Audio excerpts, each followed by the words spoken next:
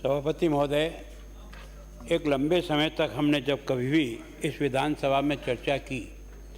चाहे पक्ष हो या विपक्ष हो, हम सब इस बात को बार बार जब भी कृषि के ऊपर आता था तो कहते थे कि इस कृषि मंडी के इस दायरे से किसान को मुक्त करो। ये किसान के शोषण का केंद्र बनता जा रहा है। ये हमारे 99% चाहे पक्ष का हो चाहे विपक्ष का हो, और इस बात को चाहे आपने यहाँ या केंद्र के भी जब चर्चा हुई तो इसी विषय पर आता था। बहुत लंबे समय तक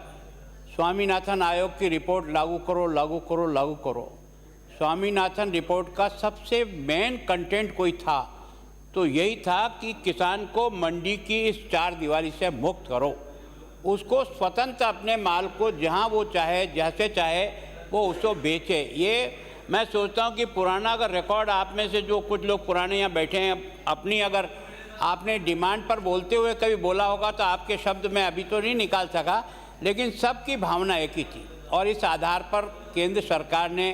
3 कानून लाने का प्रयास किया और उन 3 कानून से किसान की बहबूदी बढ़ाने का प्रयत्न किया। लेकिन जन आक्रोश और जनता की भावना का और किसान की बात को ध्यान में रख कर के केंद्र सरकार ने अपना बिल वापस लिया। मैं सोचता हूं कि जब ये 20 में हम बिल लेकर आए थे तो उसी कारण से लेकर आए थे कि केंद्र की सरकार ने जो 3 बिल पास किए उसके कारण से किसान को चाहे जहां बेचने के लिए एक आज़ादी दे दी थी,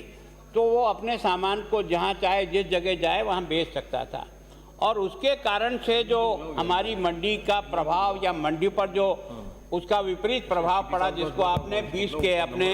इसमें ये जो आपने इसके उद्देश्य और कारण जो दिए 20 में, उसमें मेन आपका जो मकसद था वो यही था। अब आपने जो जब 20 का जो कानून बनाया था आपने उन 3 कानूनों के विरोध में, क्योंकि वो उस समय तक एग्जिस्ट कर रहे थे और आपने उससे मुक्ति दिलाने के लिए इस कानून को लाए थे। और उसमें आपने लिखा व्यापारी राज्य के मंडी क्षेत्र के अन्य राज्यों में अधिसूचित कृषि उपज लाते हैं, किंतु मंडी फीस इस आधार पर नहीं करते हैं कि व्यापारी राज्य के बाहर किया गया राजस्थान कृषि उपज मंडी अधिनियम 61 अधिनियम के 38 इसके संबंध में कोई स्पष्ट उपबंध नहीं है। तथापि व्यापारियों द्वारा अन्य राज्यों से लाई गई ऐसी उपज मंडी फीस संदेह है, क्योंकि क्रय की प्रक्रिया मतलब उसका कहने का मतलब यह है कि अब बाहर बेचने के कारण से हमने इस उद्देश्य से लाया कि हम ये कानून इसलिए ला रहे हैं कि इससे आधार पर हमें वापस जो कि बाहर भी बिकेगा उस पर भी अपना टैक्स देने का अधिकार प्राप्त हो जाएगा। ये जो आपका जो 2020 में था उसका था आपने 1961 के राजस्थान के अधिनियम 38 की धारा 17 में संशोधन जो किया,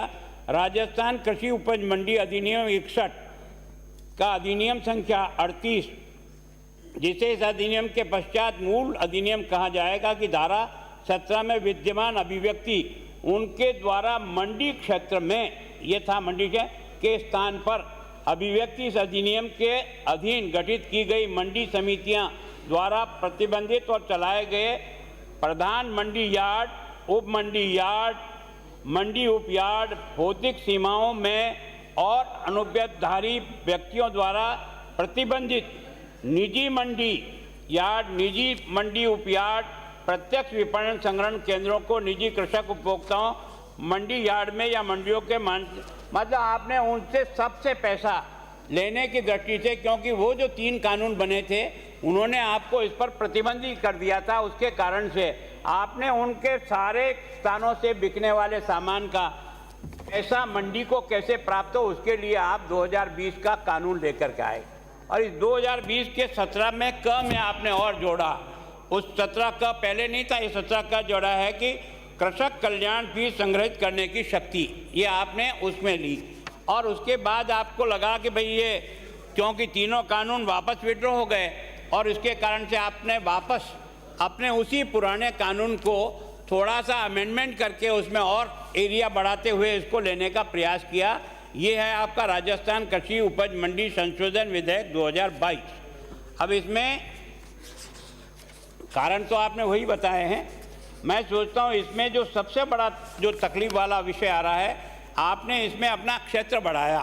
पहले इस अधिनियम के अंदर जो था ना, वो केवल था मंडी यार्ड। उस मंडी यार्ड की जगह आपने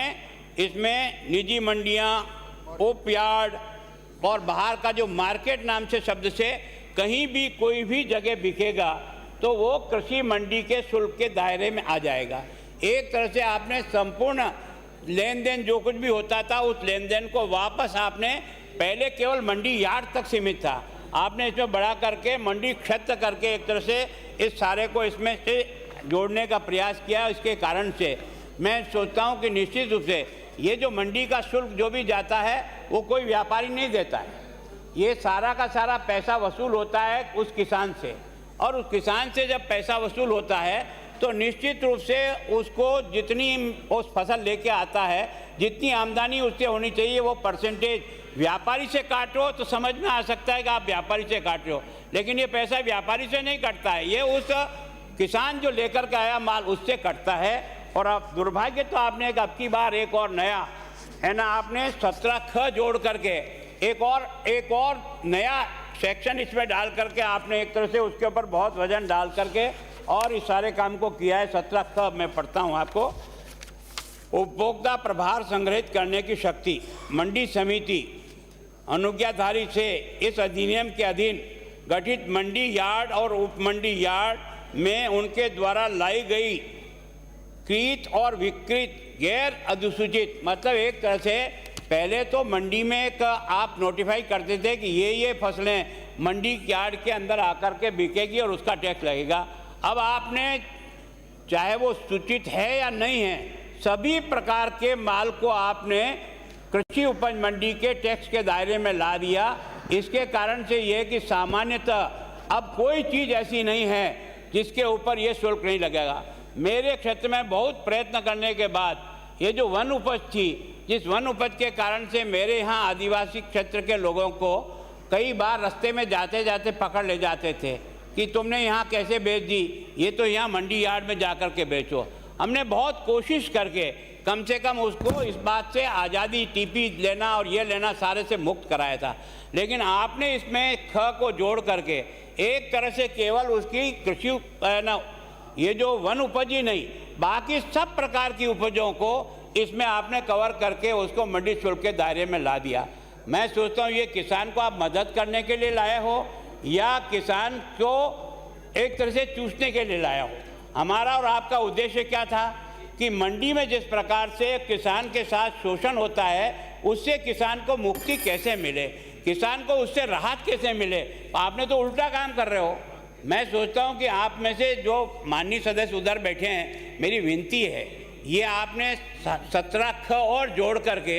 एक तरह से आपने सारे के सारे व्यापार जो घोषित है और जो अघोषित वस्तुएं भी हैं उन सब को आपने इस मंडी के अंदर डालने का प्रयास किया है, जिसके कारण से संपूर्ण किसान ही नहीं, सामान्य व्यक्ति भी जो अपने खेत में कुछ करता है वो सारा का सारा जो जींस ऐसी नहीं है जो आपके गेहूं धान के बाद, इसके अलावा भी जो जींस होगी वो सारी की सारी जींस आपने इसमें कवर करने का कोशिश किया। सभापति महोदय, मैं फिर विनम्र निवेदन करता हूं, आपकी इच्छा है तो आप भले ही किसान को बर्बाद करने का रास्ता जाना चाहो, जाओ, कोई दिक्कत नहीं। कोशिश आपकी और हमारी थी, और आपके भी अगर भाषण इस विधानसभा में मेरे को समय नहीं मिला कि मैं आज उसको ढूंढ के लाऊं, आप में से भी जो लोग भी बोले, मैं विधानसभा में इतने साल से रहूं, वो सब इस बात को बोले हैं कि कृषि मंडी से किसान को आज़ाद करो।